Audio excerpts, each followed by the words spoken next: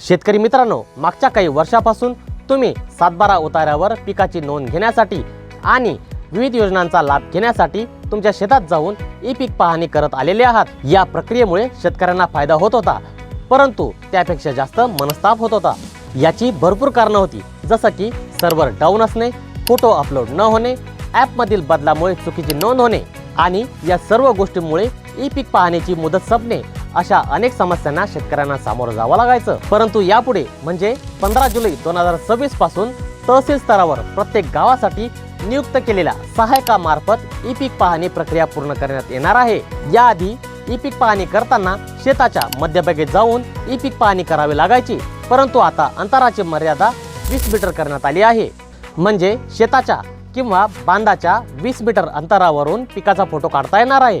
त्यामुळे सहायकांना अगदी मध्यभागी जाऊन फोटो काढण्याची गरज पडणार नाही। त्याचबरोबर ही यंत्रणा केंद्र शासनाच्या ॲग्रिस्टॅक योजनेशी जोडली असल्याने ई पीक पाहणी पूर्ण होताच शेतकऱ्याच्या मोबाईलवर SMS द्वारे ई पीक पाहणी पूर्ण झाल्याचा मेसेज पाठवण्यात येणार आहे, ज्यामुळे सहायकाने आपल्या शेतात जाऊन आपली ई पीक पाहणी केली की नाही हे आता शेतकऱ्यांना घर बसल्या बघता येणार आहे। या ई पीक पाहणी प्रक्रियेला गती देण्यासाठी महिला बचत गटांची सुद्धा मदत घेतली जाणार आहे। त्यामुळे गावातील प्रत्येक शेतकऱ्याच्या शेताची ई पीक पाहणी होणार। या ई पीक पाहणी प्रक्रियेला 15 जुलै पासून सुरुवात होणार असल्याने आपल्या जवळच्या सहायकाशी संपर्क करा आणि ई पीक पाहणी पूर्ण करून घ्या। शेतकरी मित्रांनो, या प्रक्रियेमध्ये झालेल्या सर्व बदलांबद्दल आपले काय मत आहे ते कमेंटद्वारे नक्की कळवा। धन्यवाद। जय जवान, जय किसान।